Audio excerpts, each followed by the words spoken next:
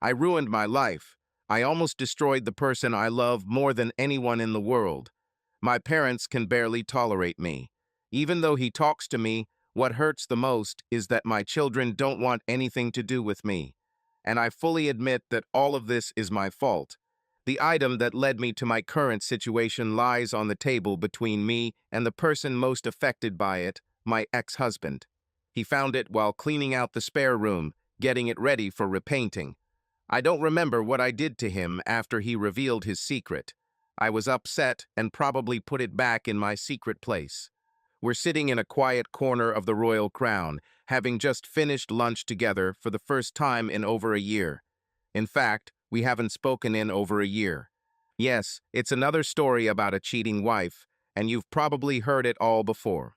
He loves our kids and missed out on so much growing up, and after they found out what I did, I don't blame them for taking his side. It all started on November 10th, 1989. He spoke with his father on the phone about the events in Berlin the day before. His father was not an educated man, but he was wise. There will be chaos in Europe, and it will spread throughout the world, and that's where you, son, will get caught up. Aviation will appear first. How right he was.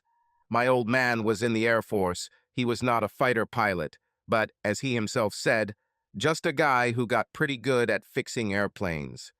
He told me what his father said and added that things might go differently now. He was often away, training, practicing all those things that he would probably have to use soon. And his father was right. There were riots in many parts of the world, and often someone would call my old man and his comrades to do their work in hot and dusty places. A few years later, he returned from a trip to another hot spot just before Christmas, and we went upstairs to see Debbie, our little girl, just over 4 years old. She knew that her dad would come home, so she did not sleep. Her eyes were shining. "Dad, you missed my Christmas play." I stood at the door and saw that he almost cried when he gently stroked her hair and quietly said, "I saw the recording and you were magnificent, my little princess. You were the star of the show." She spoke her words again to show that she knew them, and then, with that spontaneity that only children have, she asked the question, "Dad, why do you leave so often?" I knew he wouldn't lie, but would try to explain it in a way that a 4-year-old girl could understand. "Baby, there are bad people in this world, and your dad, along with your friends' dads, is leaving to stop these bad people from hurting others."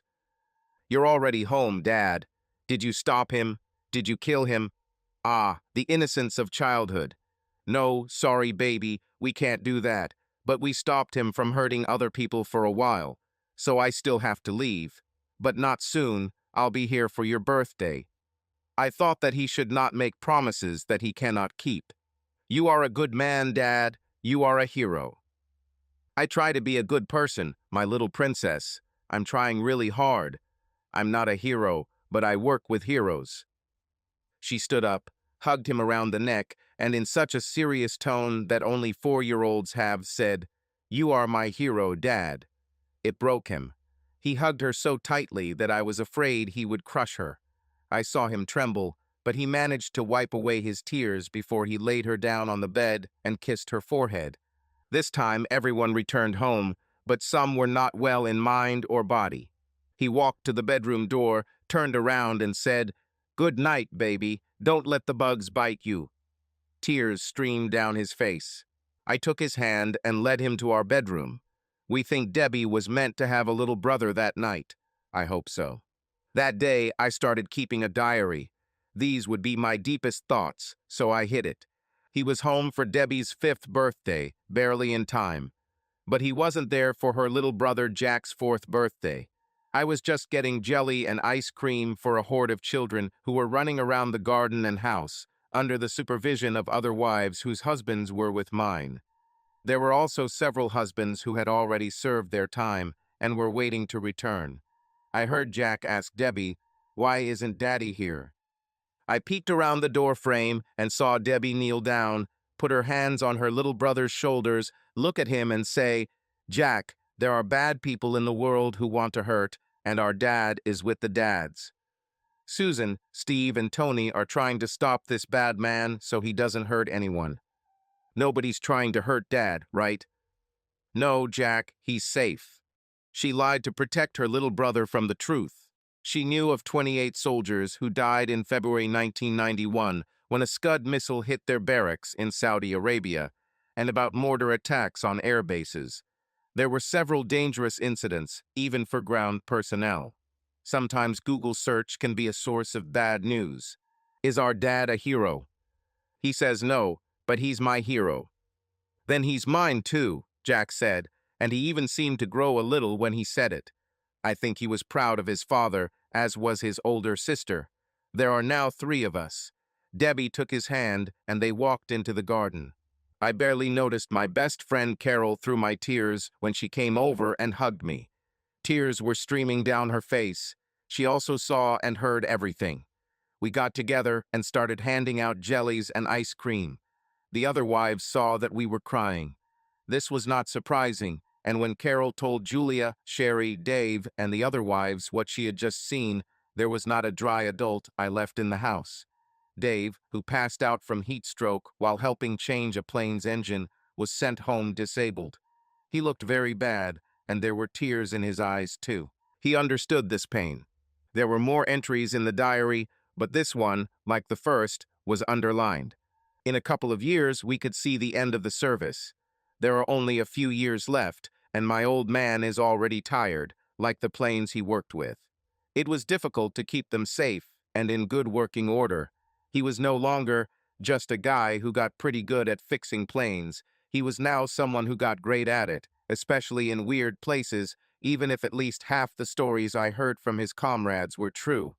When I asked him about this, he only answered, I have more experience than the young guys, and I've probably seen all this before and should pass on my experience to them. After all, that's what I get paid for. It was a Sunday afternoon, and we had just returned from a game of paintball and ice cream, boys versus girls. We never found out who won, but we know for sure who laughed the most. Judging by the way my old man moved, it was clear that old injuries were making themselves felt again. I sat him down in a chair, gave him the newspaper, and went to get a beer. Debbie turned on the TV to watch some music program when breaking news started playing at the bottom of the screen. Another bad person has done something terrible. I was already returning with a beer and a glass when I heard Debbie ask, You're leaving again, aren't you, Dad? Probably, baby, if not this time, then next time. He didn't even put down the newspaper. Less than a week later, he left again.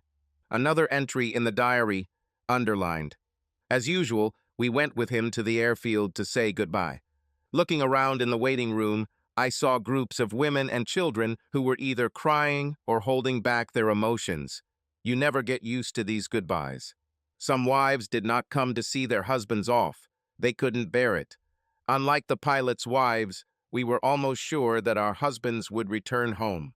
A small distance was maintained between the families of pilots and technicians. Each group kept on different sides of the hall. Pilots' wives were noticeably more anxious than ground staff's wives, as pilots were at greater risk. Because of this anxiety, we did not want to intrude.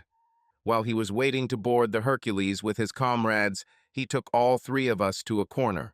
He hugged us all, and in a quiet, melodic, soothing voice said, This is probably the last time I have to leave, but I have to tell you 3 things. I wouldn't have been able to do this for so long if it weren't for the love, support, and help from the most important people on this planet. I know it's been hard for you, and I can't even imagine how much. But when this is all over, I promise I will do everything I can to make it up to you as best I can. When he left, I ran after him, grabbed his sleeve, he turned around, and I said, Take care of yourself, my hero. I love you. He looked at me and smiled. Oh, my job is easy. He looked towards the pilots and their families. My task is to do everything so that these little pink bodies return home to their families. Those are the real heroes, and those guys on the ground they are protecting, not me. We heard his name announced for boarding. He called the children over for a final hug. He kissed them on the forehead, smiled, kissed me on the cheek, and left. He did not turn around, leaving for his other world, where people looked at him with the same admiration as we did. When I returned home, another underlined entry appeared in the diary. I hid the diary in its secret place because I didn't want my family to see my emotions. He returned after 3 months, not 4 as usual. He was transferred to the repair unit. This was the norm in our service. This gave people time to get their affairs in order before resigning, prepare for civilian life, look for jobs, housing, schools, and all the things civilians usually do. This meant that I could find a job too. I had jobs, mostly temporary, as we moved every 3 to 4 years. Now I could settle down too. The years passed quickly, and the people who produced the very aircraft he had been working on for so long offered him a job. There was a constant need to install new equipment to keep aircraft up to date with the threats they faced and the latest systems and weapons that were being developed. They needed his experience. We settled in a cozy house not far from his work. We had to pay a little more for the house since it was close to the largest employer in the area. This stretched our budget a little, but it was convenient to get to work, and we were surrounded by people who also worked at the airfield. They weren't ex-military, but it felt almost like being back in the Air Force. Many of his current colleagues were the same ones he worked with in the service. It's a small world. He still left for a couple of days to test new equipment, but it was short-lived. I got a good job at a local law office where I worked 4 days a week. Debbie was studying aerodynamics at university, and Jack had decided to become a fighter pilot and was about to enroll in officer training at Cranwell. Their father was proud of them, as was I. It was a long and difficult journey, but we made it through. I don't know how this happened, although I probably know if we talk about the first case. The second one was more confusing. I know how it happened, but I don't understand why I did it. I had a choice after the first time, but I didn't take advantage of it. He left for a few days to test a new system for the aircraft designed to counter the new threat. It was necessary to test the operation of the system in real conditions, but unfortunately, it did not meet the requirements, and the models and reality did not coincide. The team had to conduct a full test. He would be away for 2 to 3 weeks, depending on the results, and given the testing procedures and analysis, he would not be able to come in for the weekend. We have already been through this, although many years have passed. At least this time he was not in danger. The first weekend I went to the hotel where he was staying, but he was immersed in his other world, taking care of the planes that took people into dangerous zones. He worked on Saturday morning, but found time to spend the rest of the day with me. We walked along the coastal paths. It was a warm autumn day. I was in a light summer dress that he liked, and I felt in the mood. I didn't even put on underwear. We found a secluded place, just looking at the sea. It was beautiful. I relaxed, and then he leaned over and kissed me. It was a warm, sensual kiss. I felt his hand slide up my leg under my skirt, and it felt so good. He looked at me with a raised eyebrow, noticing the lack of underwear. He gently stroked me. I was breathing heavily. He kissed me again, but now more passionately. I liked it and reached for his belt.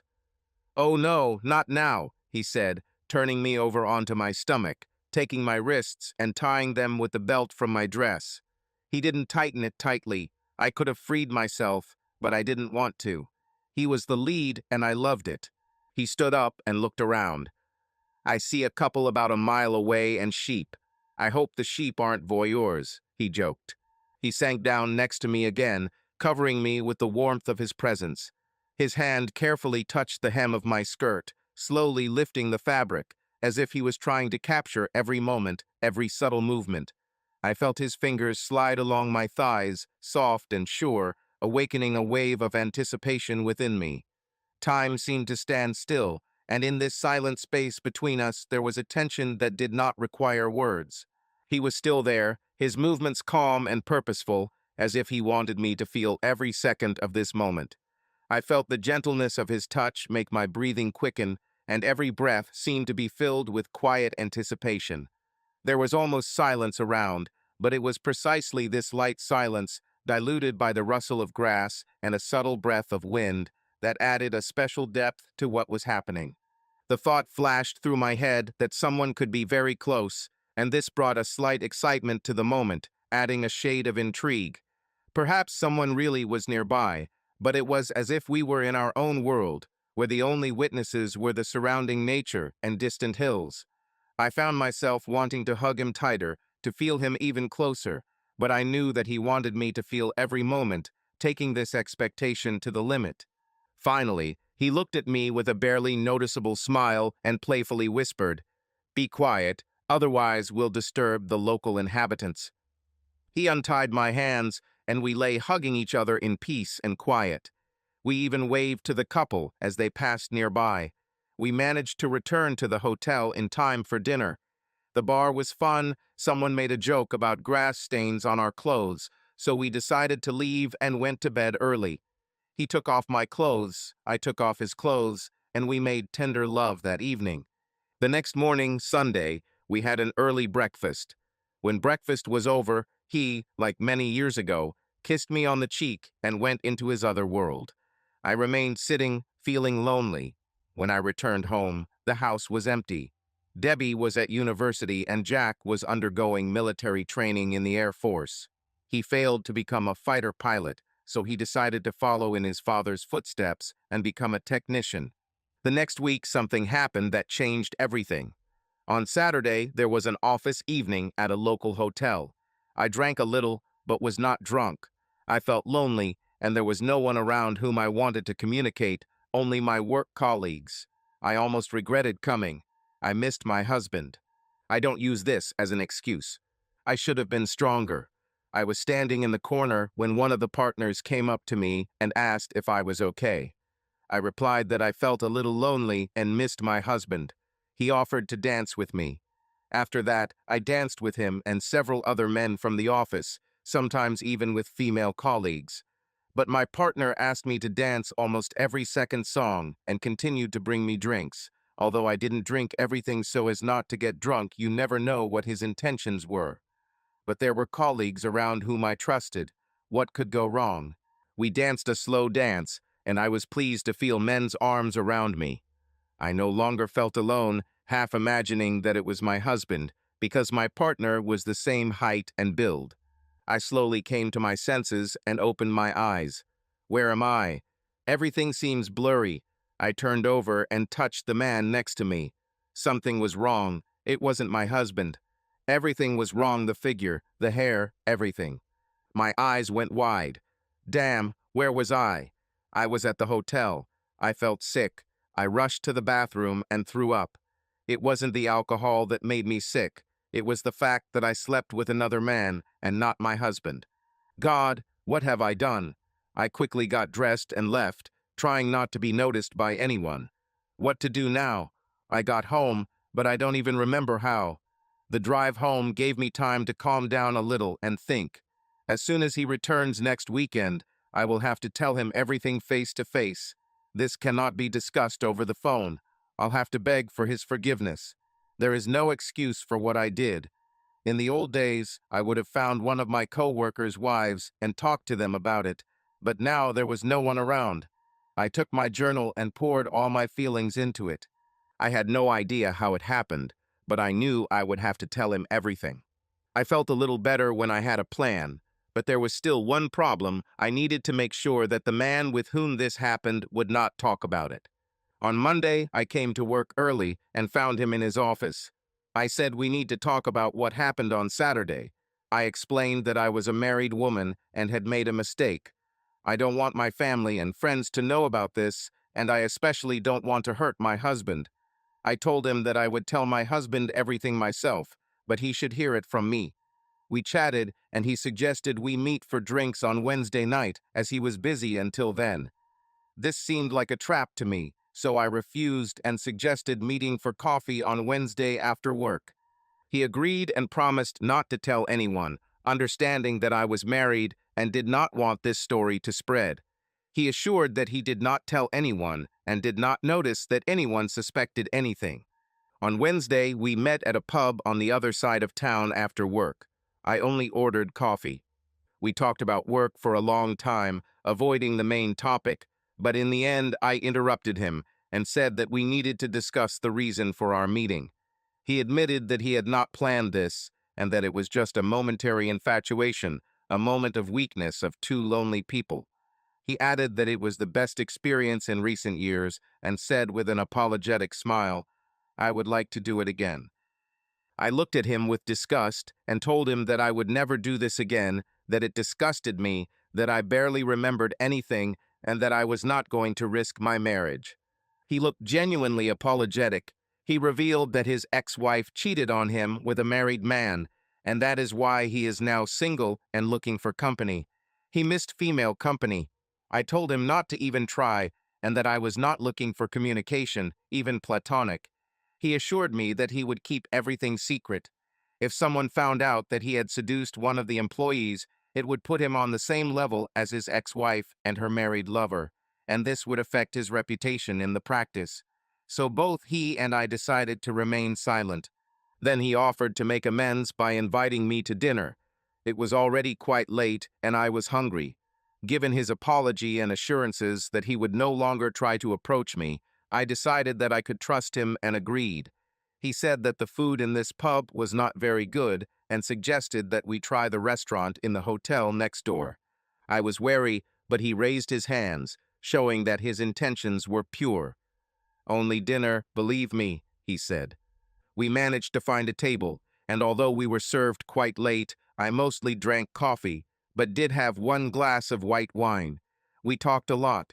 He talked about his family, his ex-wife and children, and I talked about my children, my husband, and what we experienced together. It was quite pleasant, and I relaxed a little. There was a small band playing in the corner and a few couples dancing. He only suggested dancing once, and I still don't understand how it happened. I woke up again around 11 in the evening in bed with him. I felt nauseous and ran back into the bathroom where I threw up on the floor. I left it as is and quickly got dressed. This time I remember exactly how I got home, but the whole way I tormented myself with questions: why, how, what to do now. This time I really got into trouble. I hoped that my husband would forgive me for one incident, but now I was sure that he would not forgive me for repeating it. I couldn't understand how or why this happened. It didn't even bring me satisfaction, from what I vaguely remember. I got home, poured myself a stiff drink, and poured all my pain into my journal, writing "never again" in big letters and underlining it 3 times.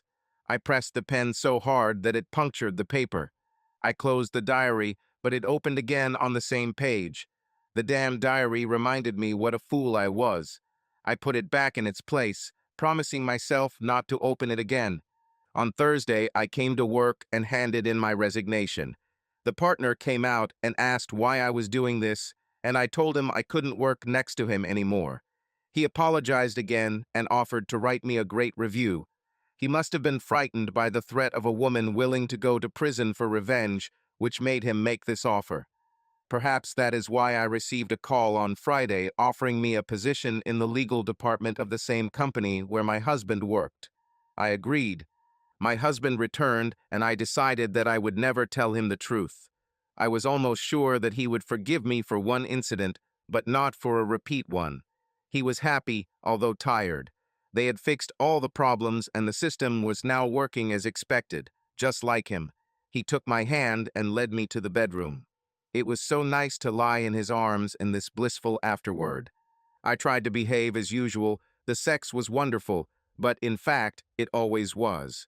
I put these events in the far corner of my memory. Several times I took out the diary to record important family events, and each time it opened on the same page, as if reminding me of my misdeed. I recently took out my journal to write about Debbie's graduation. We attended her ceremony a few weeks ago. She graduated with honors and was invited by several companies to attend graduate programs. She chose the company where her father worked and started there last week. This surprised no one. Many families worked in this company. Several years had passed since I opened the diary, and it was still unfolding on that page. It was a constant reminder, and I knew I deserved it. Debbie is a smart girl.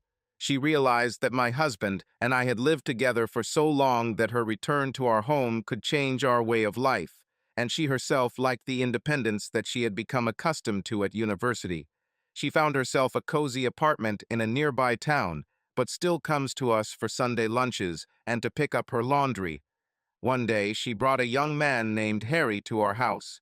On Monday morning, I took out my journal again and proudly wrote down that our girl was growing up, and noted how her father took Harry aside for one of those conversations. When they returned, he looked at me, smiled, and nodded slightly. This entry was also underlined, and it was from that moment that everything began to fall apart. The phone rang. It was an urgent matter. You may ask, what kind of emergency could there be in the legal department of an aircraft manufacturing company? So, a water pipe began to leak, and water began to flood the archive, where paper documents related to the history of the company and the airfield since 1917 were kept. Until now, a lot of information was only on paper. The documents had to be taken out as quickly as possible to dry them before the ink on the old papers smeared, and this required the legal department staff. I hurried there. There was a lot of work.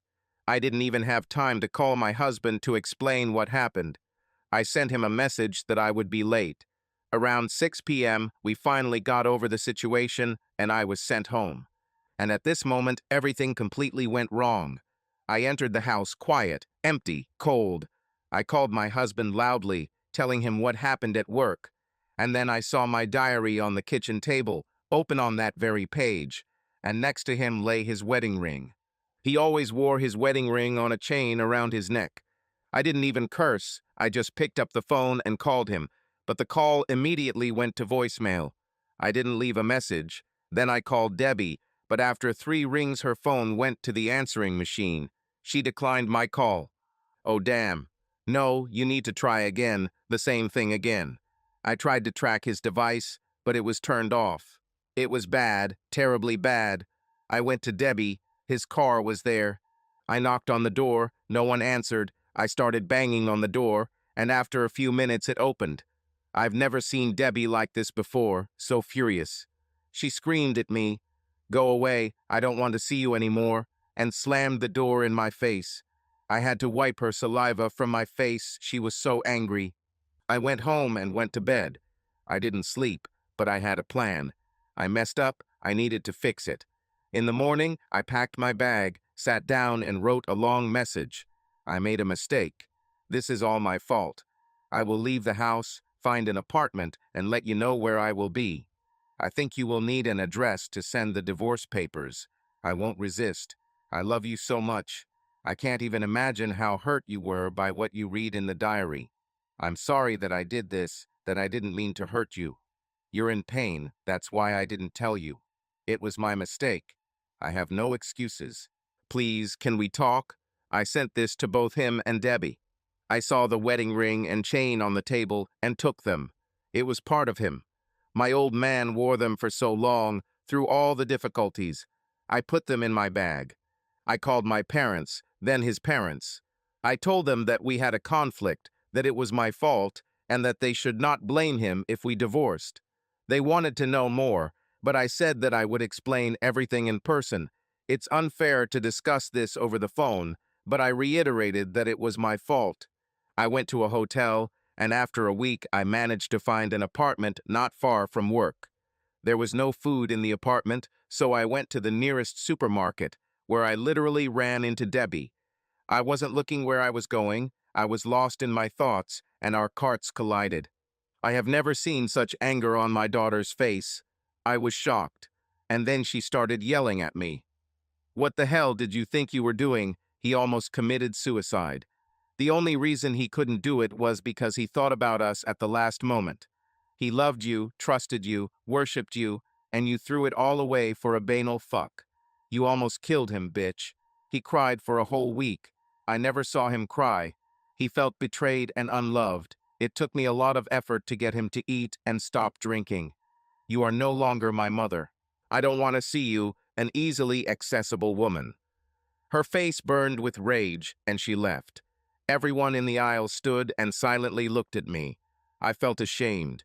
She walked slowly towards the exit, leaving both carts where they stood.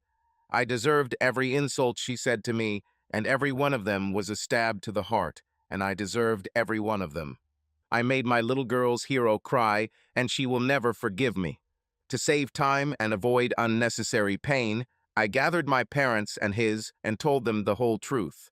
No embellishments and no excuses. His parents just stood up, walked over to mine, hugged them, and left without even looking back. I should have gotten used to this attitude. I couldn't bear to see the pain on my parents' faces. I knew they loved me, but it destroyed their trust in me. I looked at them and said, sorry, then went into my lonely apartment.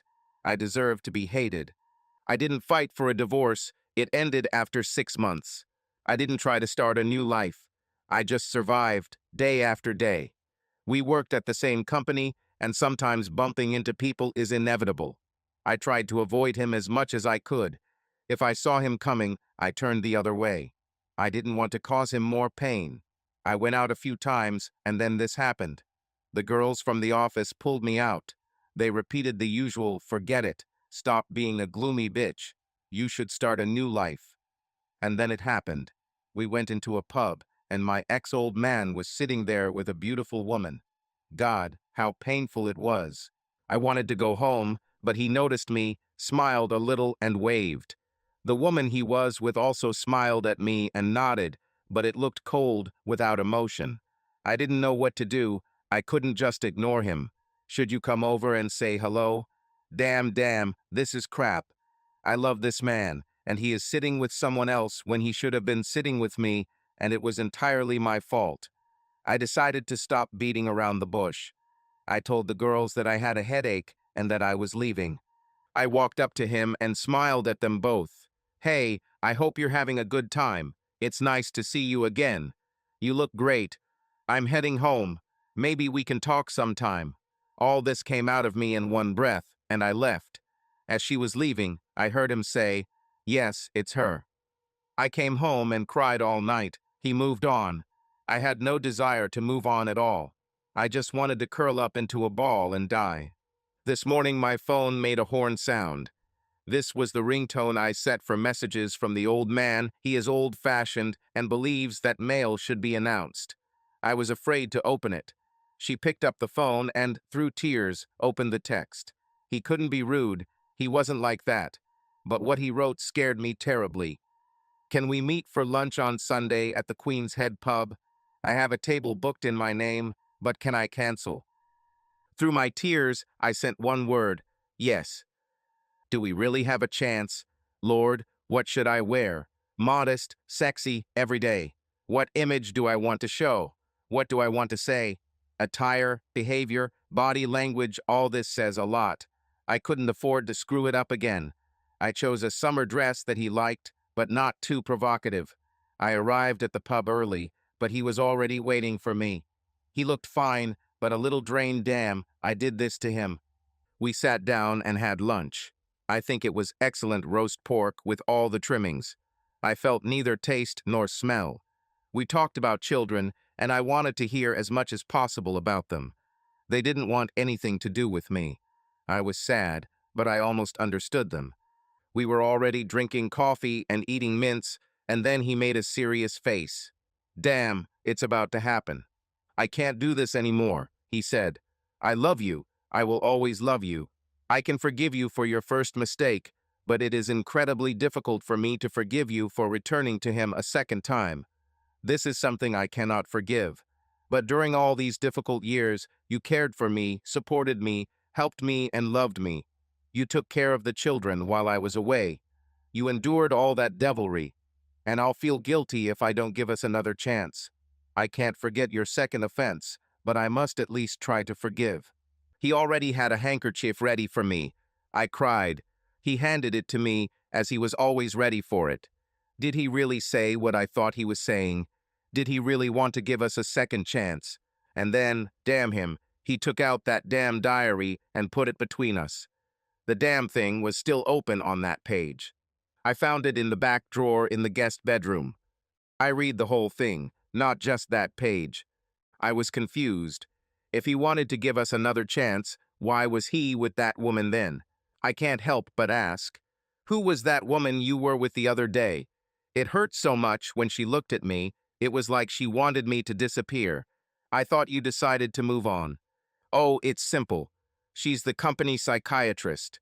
She usually works with the flight crew, but sometimes she manages to devote time to us, the ground staff. We talked a lot, and that conversation continued in the pub. She helps me see it from your side.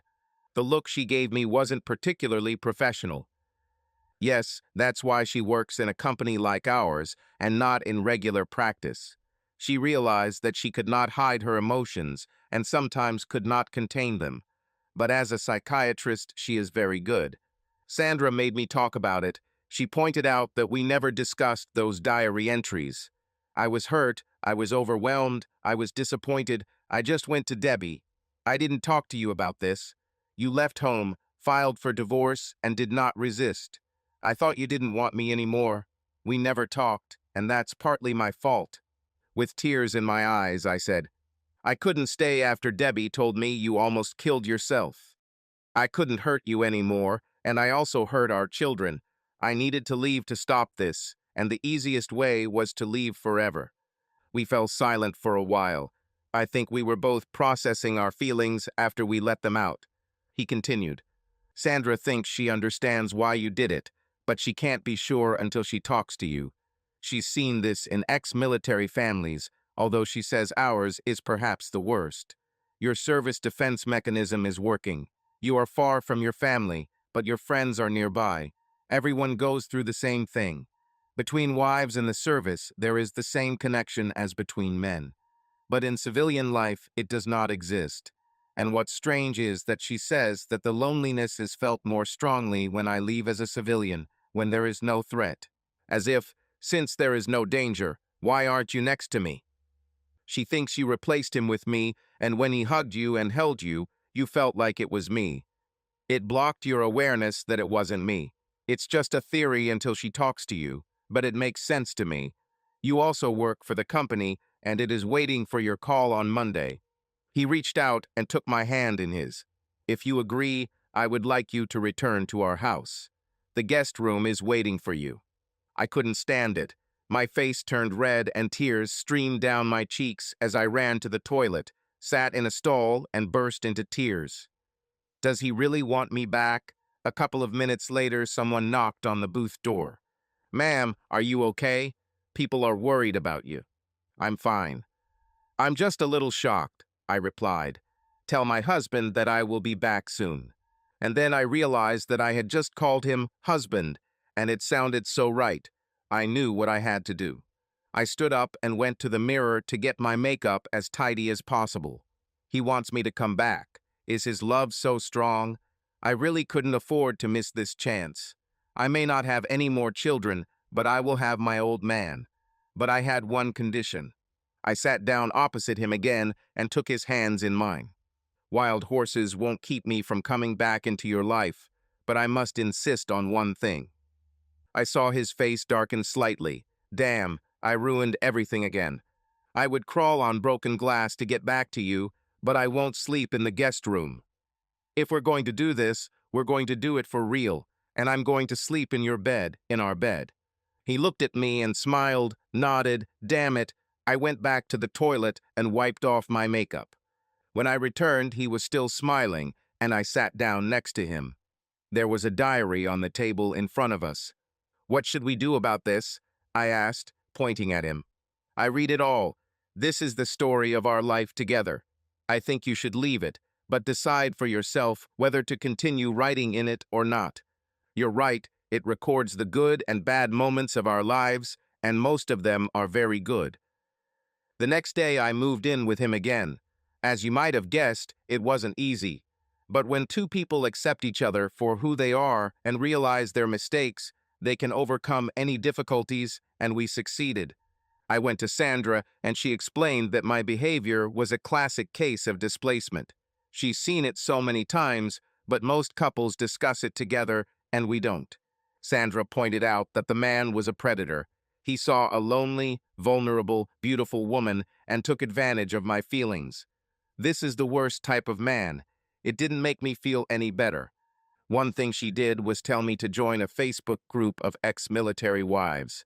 I found all my old friends there, Carol, Julia, Sherry, and others. I joined the group, and a couple of months later we met again. It was as if we had never parted. We were chatting again, just like 20 years ago, sharing new stories. We all had our problems. Some of us got through it, others didn't.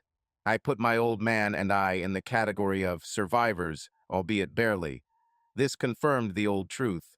You are not a civilian, you are a former military man, and so are your wives. About 2 years later, he asked me to marry him again.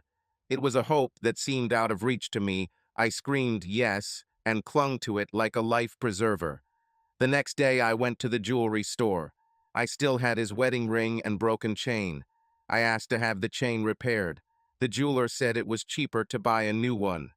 But this was not what was needed. Our parents and some old friends were at the registry office when we got married again. He cried when I hung the chain with his ring around his neck again. I think they were tears of joy.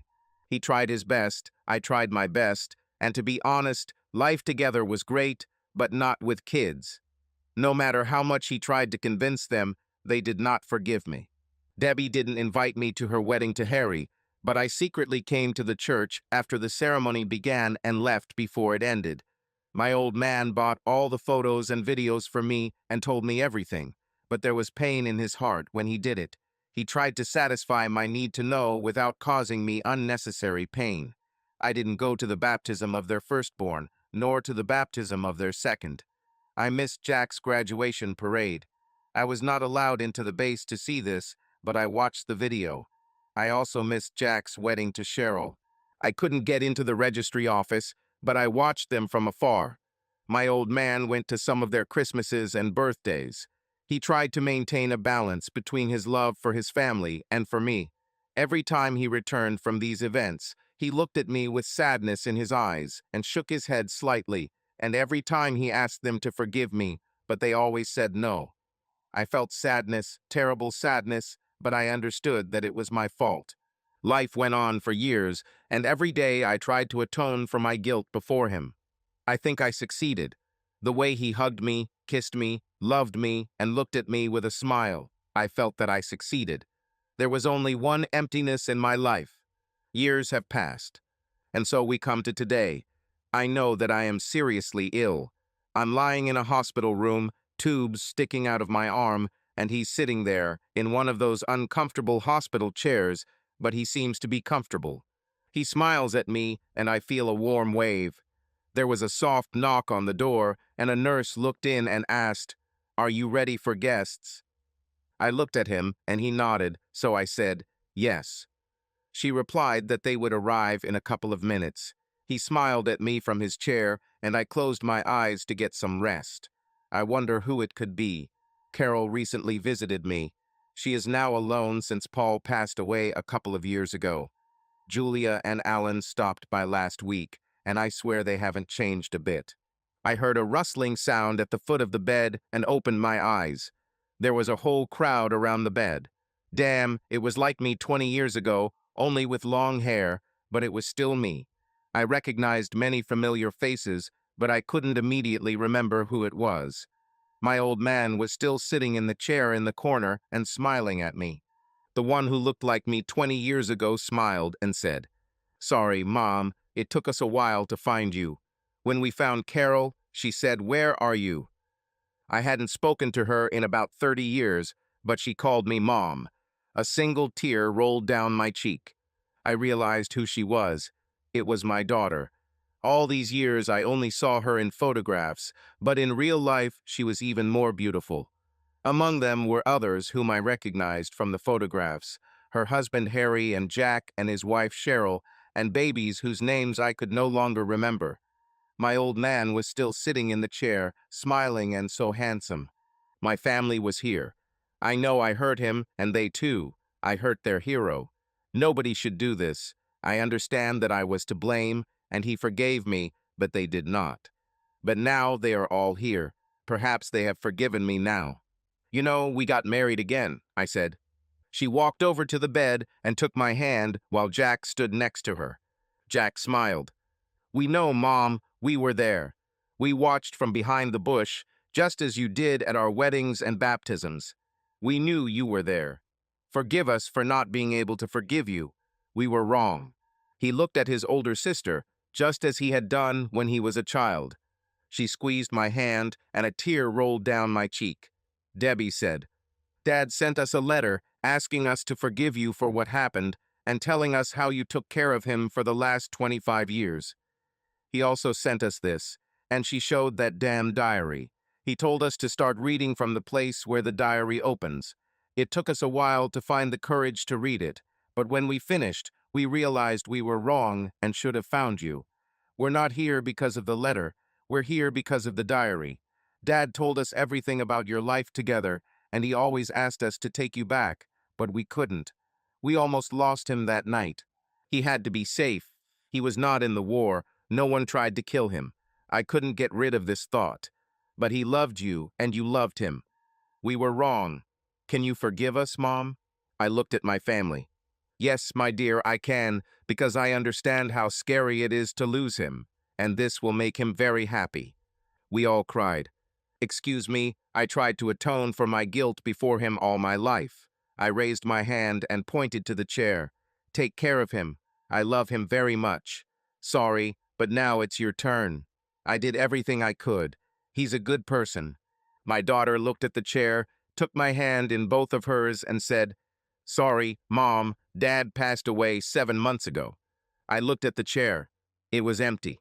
I felt a warm, cozy wave, as if he was hugging me, as always. I smiled and closed my eyes. End. Subscribe to our channel so that your love doesn't cheat on you, and go ahead and listen to the next story, because this story is nothing compared to the next one. If you're under 18, don't even think. Click to the next one. Click to the next one. Click to the next one.